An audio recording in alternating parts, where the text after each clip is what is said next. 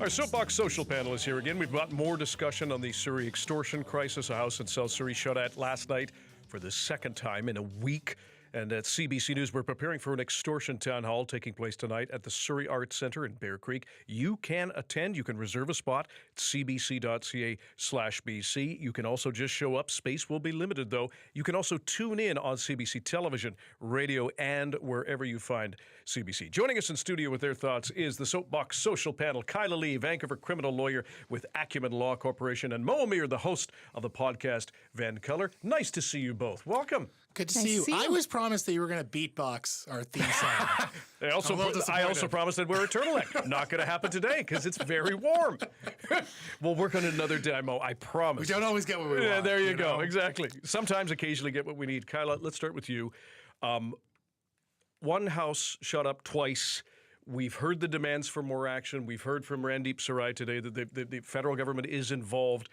Are we reaching this boiling point right now, or has it been boiling along perhaps for people in the community already? I mean, I kind of feel like it's like that frog in a pot metaphor where, everybody hasn't been realizing all this time that it's been heating up, and now we're at the point where it's a crisis and people feel like they don't really know what to do or where to turn.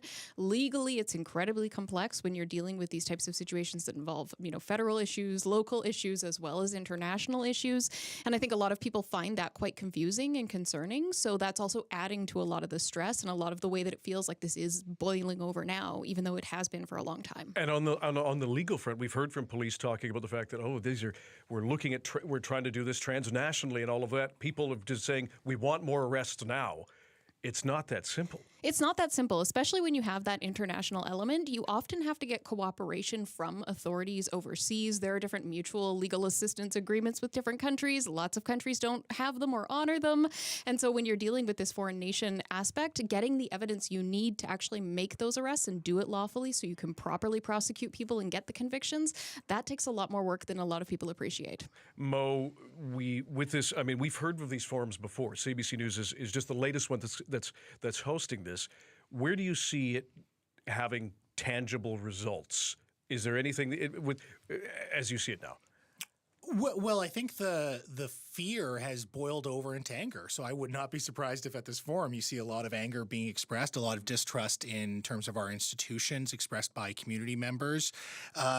There's going to be a great demand from local police, whether, as Kyla just alluded to, whether imminent arrests are possible or not. I think you're going to see that demand, and you're going to see demand from the province and the federal government as well to step in.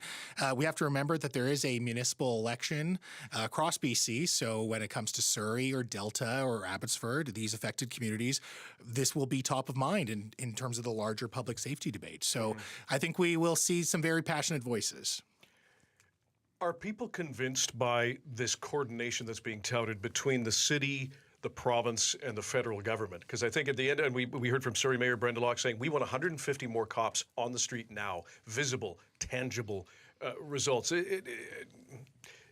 you understand that the public may be a bit skeptical of all of this? Oh, for sure. And I would be too. I mean, when you're seeing these videos of brazen shootings at the same house and, you keep hearing these stories, of course people are going to shrug and say, well, it's great that you're talking about it, but what's actually being done? And so they're going to be wanting an action plan from different levels of government and certainly the police as well.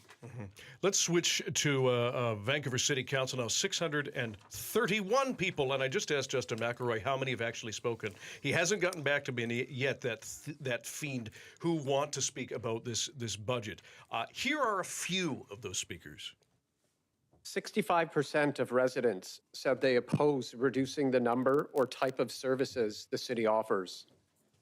60% oppose lowering service levels. And the most popular option, by far, was a 5% property tax increase to maintain current services. Residents were clear. They're willing to pay a little more to protect the services that keep Vancouver livable. Engagement survey results in this budget cycle are clear. Delivering high-quality city services was ranked as a top priority by residents and businesses alike. We echo the sentiment knowing that community members who are already struggling are the ones forced to carry the weight of austerity. We agree with nearly half of survey respondents who support a tax increase to maintain service levels.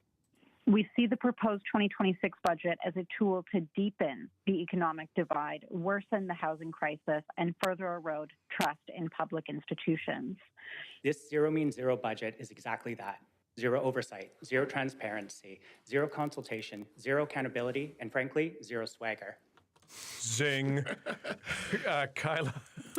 I wasn't expecting that. He That was good. somebody was, it's not even a deep cut. There we are. Kyla, more than 600 people. What do you make of the response so far to this budget? I never thought that I would see the day that there would be 600 regular citizens signing up to say, please tax me more. Although I do think, when we look at Vancouver, obviously, it's incredibly not affordable to purchase and own property here.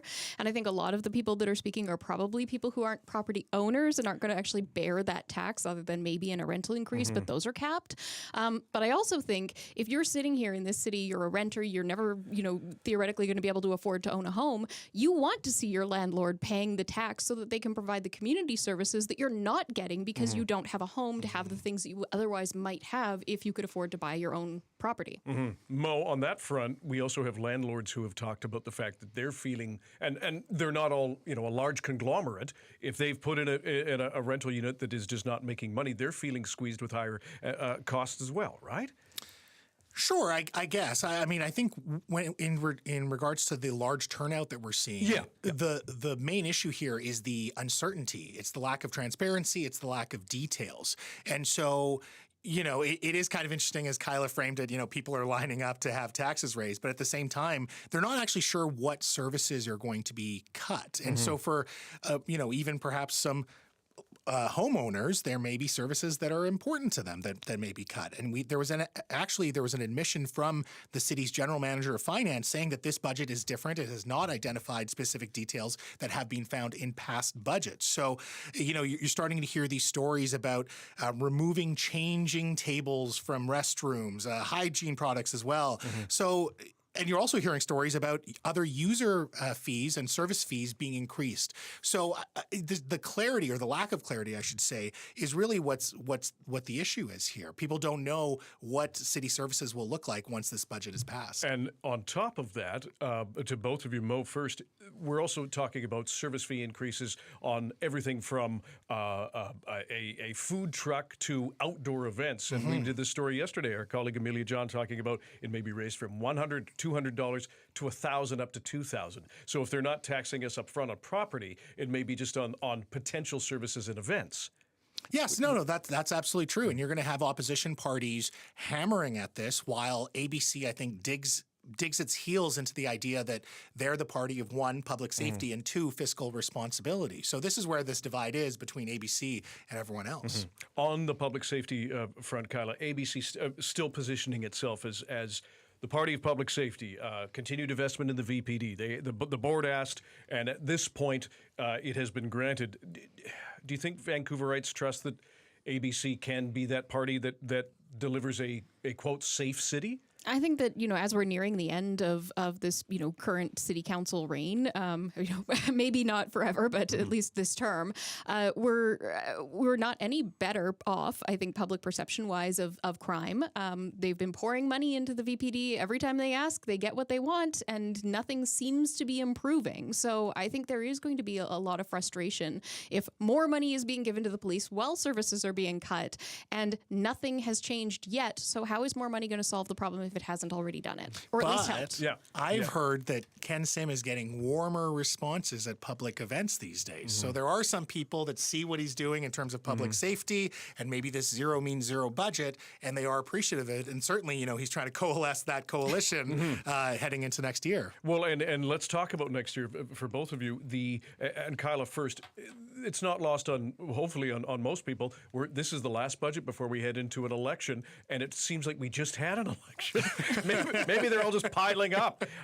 So far, how do you think ABC is doing in terms of selling itself as we're the incumbent and we could still do a good job? I mean, from the people that I'm hearing from, not very well. Of course, I think it really depends on what communities you're dialed into. I think if you're dialed into people who are, really concerned about spending on the police, ensuring that there's more money for public safety, and people who are concerned about issues that affect the wealthy, I think they're very happy with the performance of Ken Sim and the ABC government. But I think, you listen to people like Sean Orr and the people that follow him, and, we see the by-elections that have happened and the results of those.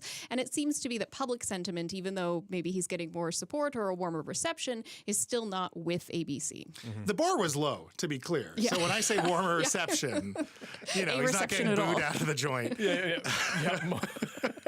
How are the incumbents doing heading into the next year's election so far? I think it's a big uphill battle because despite their current zero means zero budget, they have been raising property taxes quite a bit in their first 3 years. I think to Kyla's point, there's a lot of people that feel like services have not improved. In fact, they've probably deteriorated.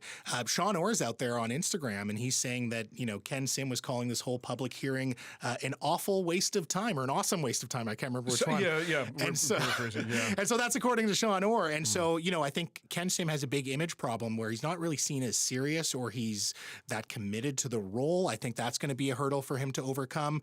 And so, the only path that they have right now is that everyone else is splitting up the non-ABC vote. So maybe there's a path for them to stay in power. But again, I think when it comes to image, when it comes to results, it's going to be a tough sell for ABC Vancouver. Lastly, we appreciate your time. Before you go, some people were at City Hall for 9 hours yesterday, more than 9 hours, to share their thoughts on the budget. And I can't recall how much time each of them gets.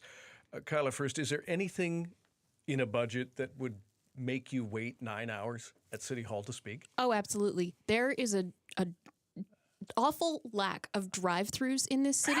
And if they put in the budget money to bring in more drive-throughs, I would be there speaking in support. I'll wait all night if I have to. You heard it here first and maybe last, folks. Yeah. Mo, 9 hours? Do you ever see that golden statue of U.S. President Donald Trump holding a Bitcoin outside of the U.S. Capitol? You ever seen a photo of that? Yeah, I think if we start leaning into this cult of personality thing for anyone, it's not about Ken or whatever, but for any political leader, if we start leaning into that and setting aside public funds for statues of current leaders, I think I'd have a problem and I'd probably stand in line for 9 hours to talk about it. There would certainly be a debate about how we spend our public funds. We appreciate you both. Thank you very much. Soapbox Social panel, Mo Amir, the host of Van Color, and Kyla Lee, a criminal lawyer with Acumen Law Corporation. Yep, never boring.